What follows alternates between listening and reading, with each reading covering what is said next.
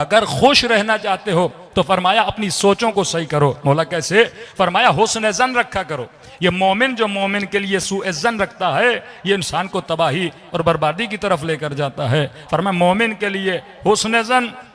अब सूए ज़न भी रखो। किसके लिए रखें? का शैतान के लिए हमेशा सूए ज़न रखा करो कि मैं फला महफिल में जाने से मौलाना क्या होता है, एक शराबी के साथ घूमने से क्या होता है, चार बाल अगर मेरे नजर आ गए तो दीन पे कौन सी कयामत पड़ जाती है, दो जुमले नामहरम से बात कर लिए इससे क्या हो जाता है। अपने ऊपर इतना कॉन्फिडेंस ना रखा करो कि शैतान के ऊपर तुम हुस्न ज़न रखो कि मैं गुमराह नहीं हो जाऊंगा। फला नशे की महफिल में जाने से क्या होता है, दो कश सिगरेट के लगाने से क्या होता है, थोड़ा नशा करने से क्या हो जाता है, एक घूंट शराब पीने से क्या हो जाता है। सारी चीजें यहां से शुरू होती हैं। शैतान मोमिन को ज्यादा पे नहीं लाता, वो कम कम से शुरू करवाता है। आज कोई ऐसा नशई दिखाइए जिसने ये कहा पहले दिन ही हमने नशा बड़ा किया था। इन्हीं महफिलों में जाते हैं, इन्हीं महफिलों में जाके खराब हो जाते हैं। मौला ने क्यों कहा कि सलमान अली को बड़ा पसंद है? क्योंकि सलमान पसंद रखता था, वो उलमा की महफिल में बैठता था, वो सुलहा की महफिल में बैठता था। फरमाया वो फासिकों की महफिल से दूरी करता था। आज बड़े से बड़े लोग आपने बच्चों के स्कूल में दाखिला तो करवा दिए, इस लालम में मौलाना बेटा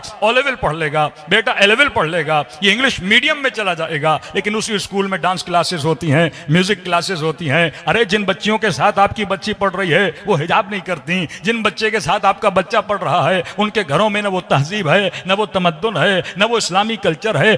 मुकम्मल उनका माइंड जो है वो वेस्टर्नाइज हो चुका है। अब बाप बड़ा आजादार है, माँ बड़ी आजादार है, लेकिन 8-8 घंटे बच्चे उन स्कूलों में जाते हैं। फिर फायदा क्या हमारे सरमाएदार होने का? फिर फायदा क्या इस मकतब में खुम्स के तसव्वुर का कि जब तक अपने एजुकेशन सेंटर नहीं बनाओगे, जब तक अपने वजूद के अंदर अपने तालीम के इदारे नहीं बनाओगे, 8 घंटे बच्चों को हवाला कर देते हो इन फुस्को फजूर वाले स्कूलों में सिर्फ इसलिए कि बच्चा इंग्लिश पढ़ ले। भाई आप क्या इंग्लिश मीडियम स्कूल नहीं खोल सकते?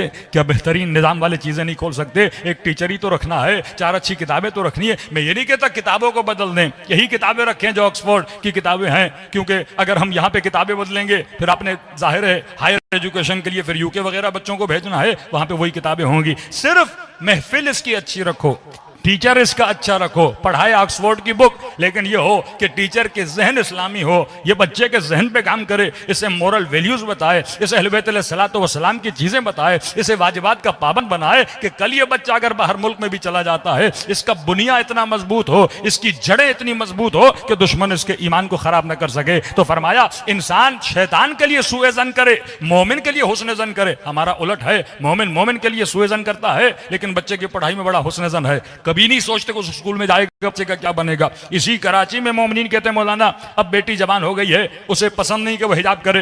अब ये सवाल वेस्टर्न वर्ल्ड में होते थे तो समझ आती थी। कोई इंग्लैंड में कहता है मौलाना बेटी हिजाब नहीं करती, मैं पाबंदी नहीं कर सकता। कोई यूरोप में कहता है मौलाना बेटी हिजाब नहीं करती, वहां तो न बीवी पर कंट्रोल है न बच्चों पर कंट्रोल है, वहां वालिदैन गुलाम बन के वहां पर जिंदगी गुजारते हैं। यानी दिन ब दिन डरते रहते हैं कहीं बेटा छोड़ के न चला जाए, बेटी छोड़ के न चली जाए, क्योंकि न वहां पे आपका घर पर कंट्रोल है न घर वालों पर कंट्रोल है। तो सवाल यह है, पाकिस्तान में यह सवाल हो रहा है मौलाना बेटी हिजाब नहीं करना चाहती, बेटी फलां दोस्तों की बर्थडे में जाना चाहती है, बेटी फलां दोस्तों के साथ फंक्शन पे जाना चाहती है, अब पता नहीं वो घर कैसा है। फरमाया अगर बुरी महफिल, सबसे बदतरीन चीज जो इंसान को खराब करती है वो गलत दोस्तियां हैं, वो गलत महफिलें हैं, वो गलत लोगों के साथ उठना बैठना है, इंसान का ईमान तबाह बर्बाद हो जाता है। तो फरमाया हुस्न ज़न करो मोमिन के लिए, हुस्न ज़न करो खुदा के लिए, और सूए ज़न करो शैतान के लिए। इन्नहु लकुम अदुव्वुम मुबीन, ये तुम्हारा खुला दुश्मन है, ये एक जर्रे से भी तुझे अहले बैत से दूर कर देता है। मैंने शायद यह वाकया नहीं पढ़ा, शबस इब्न रबी जंग नेहरवान में अमीरुल मोमिनीन का अलम बरदार है, जंग नेहरवान अमीरुल मोमिनीन का अलम बरदार है